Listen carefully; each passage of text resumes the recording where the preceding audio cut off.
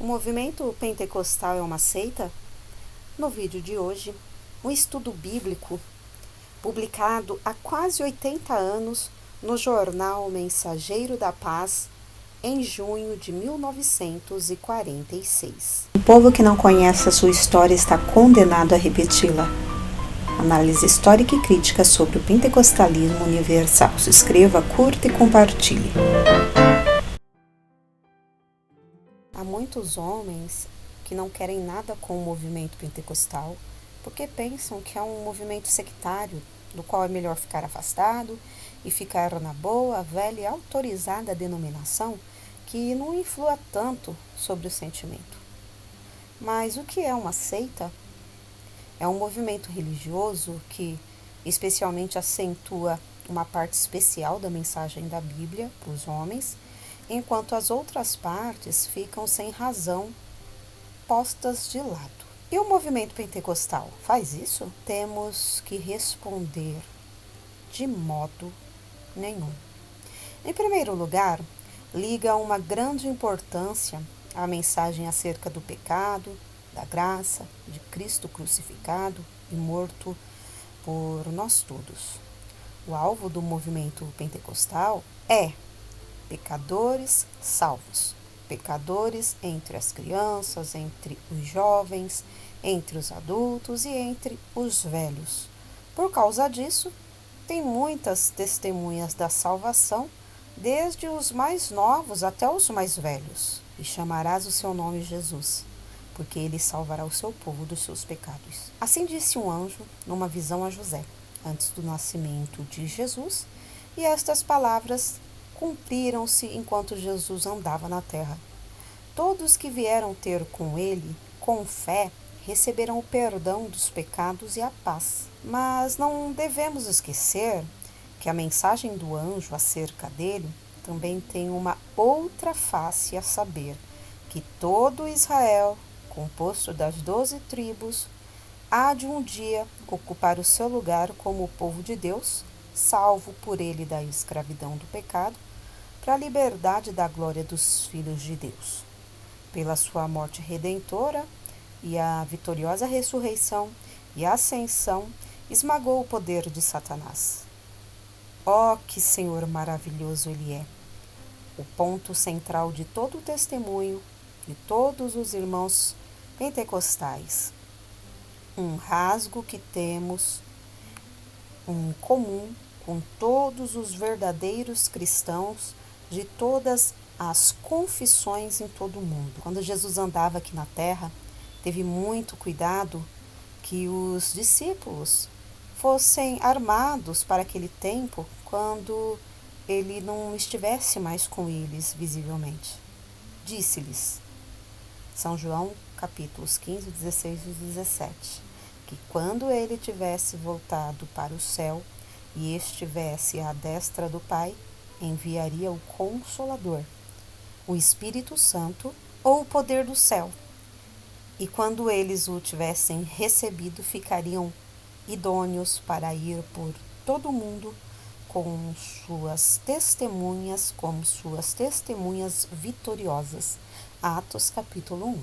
Ainda com eles, entre a ressurreição e a ascensão, assoprara sobre eles dizendo, recebei o Espírito Santo. São João 23, 20 e 22. E se Jesus já inculcava a importância de serem batizados com o Espírito Santo, deve também ser importante para nós experimentar isso e guiar outros à mesma experiência.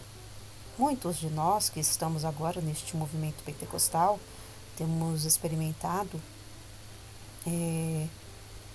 que havia muito tempo que vivíamos como cristãos sem sentir o poder do alto operar em nós. Mas Deus enviou-nos tais testemunhas e acordamos e compreendemos a necessidade de sermos revestidos deste poder e assim tivemos que fazer como os primeiros discípulos, buscar o nosso aposento alto, quero dizer, lutar o nosso combate sozinhos, jejuar, orar e em companhia dos outros buscar a face de Deus. porque é necessário empurrar-se para poder passar. Aqui temos um ponto onde o movimento pentecostal tem muita semelhança com a primitiva igreja, procurando obter as bênçãos no mesmo caminho como ela. Mas é mesmo aqui que temos encontrado a maior contradição e resistência.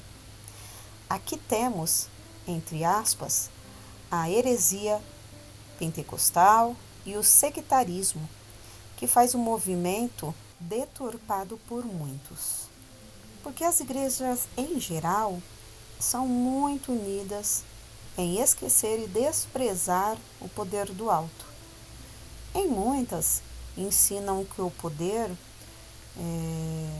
recebemos no ato do batismo como crianças ou mesmo no novo nascimento, que por muitos é considerado a mesma coisa como o batismo de crianças. Mas onde está o poder? Os membros não têm poder e confessam que o não têm, assim como muitas igrejas esqueceram o sal e o fogo, porque cada um será salgado com sal, disse Jesus. Isto quer dizer que cada um será ungido com o Espírito Santo. E para esta falta de sal, que o movimento pentecostal sempre indica e sempre tem que lamentar ao mesmo tempo, como o seu próprio testemunho testifica que a eles mesmos, uma vez, lhe faltavam o sal e o poder, até que foram despertados e se deixaram encher com o Espírito, que outra vez os encheu com palavras de poder e hinos espirituais. Efésios 5, 18 e 19. A pobreza geral do cristianismo, o seu esquecimento do sal, tem fortemente espicaçado e inspirado o movimento pentecostal. Ele é, neste sentido, um vigilante do Senhor nos muros de Jerusalém, o que é alguma outra coisa do que uma seita fanática e parcial. É um servo que, apesar de muitos sofrimentos e muitas faltas, faz o seu trabalho e procura servir ao seu Senhor. E se alguém particularmente, alguma vez, tem traspassado as fronteiras e despertado uma censura justa, isso não é motivo para desprezar o movimento. Gente sem sabedoria sempre tem havido e sempre há em todas as corporações. E por causa do abuso em excesso de um indivíduo, nunca se deve acusar ou deprimir a própria causa em geral. O movimento pentecostal é um reavivamento muito típico que começou do mesmo modo e sob as mesmas condições como todos os reavivamentos durante os tempos. Existe uma lei bem reconhecida que um tal movimento nunca pode aparecer e obter progresso se não corresponder com alguma necessidade da época. Durante o nosso tempo, a Igreja geral tem sido atacada do mesmo perigo como durante os tempos passados, de trocar uma experiência espiritual viva e real por um hábito religioso, formal e cheio de cerimônias. O movimento pentecostal é uma das mais fortes reações históricas contra um cristianismo sem vida. A sua mensagem, e sua mensagem tem nos conduzido para uma individual e real experiência das verdades fundamentais do cristianismo bíblico. Isto foi dito na Convenção Pentecostal Europeia em Estocolmo em 1939.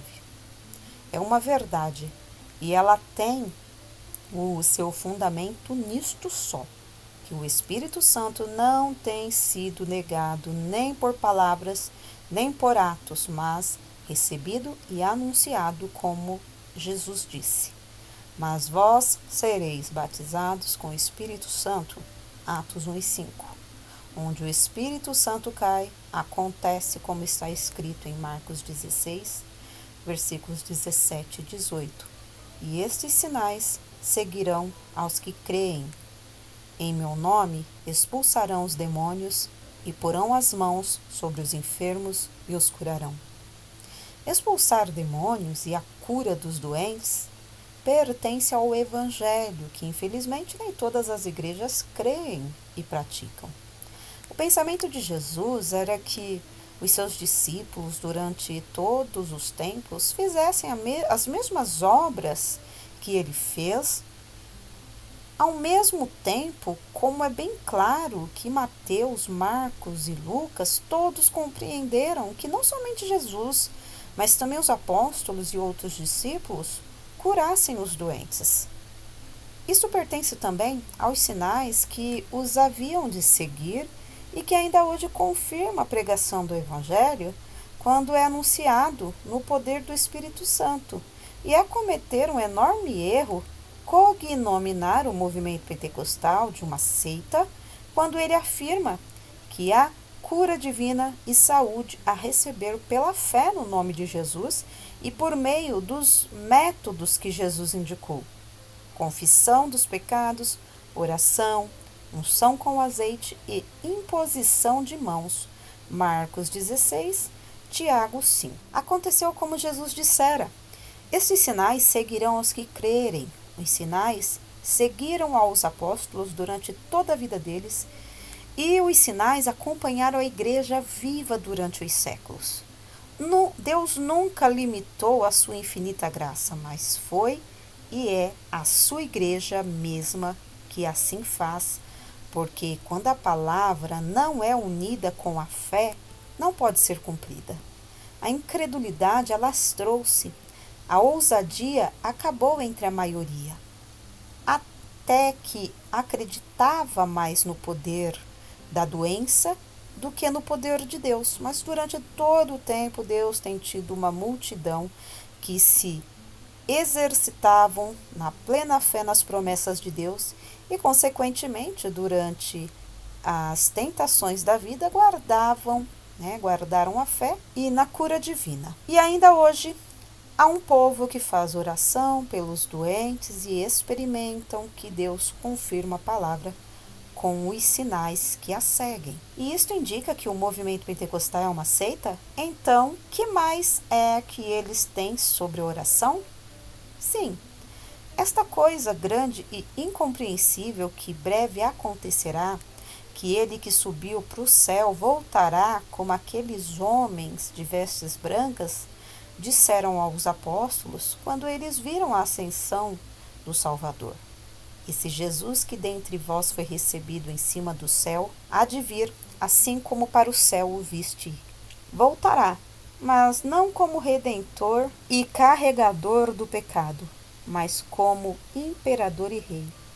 Quando o anjo Gabriel veio a Maria predizendo o nascimento de Jesus, disse-lhe que Deus lhe daria o trono do seu pai Davi e que ele seria rei sobre a casa de Jacó e que seu reino abrangeria todo o mundo. São Mateus confirma que ele há de ser rei, citando Isaías 62. Eis que o teu rei aí te vem. Jesus proclama perante Pilatos que ele é um rei e que para isso veio ao mundo. João 18. Paulo mostra a mesma coisa muito claramente em 1 de Coríntios 15, que Jesus será rei na terra, até que terá vencido tudo que está contra ele, e depois entregará todo o mundo por ele ganho ao próprio Pai. O tempo do reino de Jesus chama-se também o reino da paz, ou o milênio predito pelos profetas e no fim descrito em Apocalipse 20.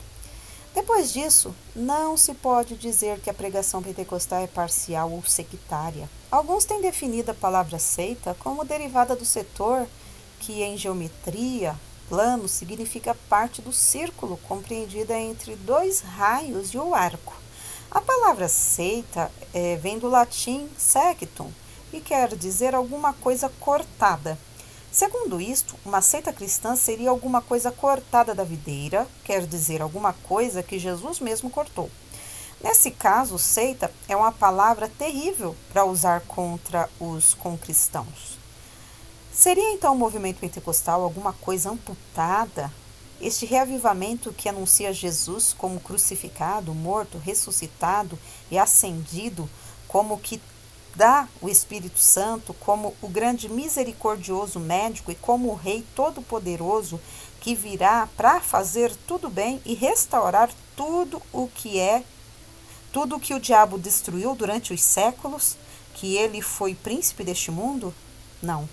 A verdade é que o movimento pentecostal é cristianismo primitivo revivificado. Isso quer dizer que, a respeito da doutrina, não há nada de amputação ou alguma verdade parcial e especial, mas sim o que o apóstolo São Paulo confirmava quando disse que não deixou de anunciar todo o conselho de Deus. Atos 20 e 27. Porque nada podemos contra a verdade, senão pela verdade. 2 Coríntios 13 e 8. Se inscreva, curta e compartilhe. Análise histórica e crítica sobre o pentecostalismo universal.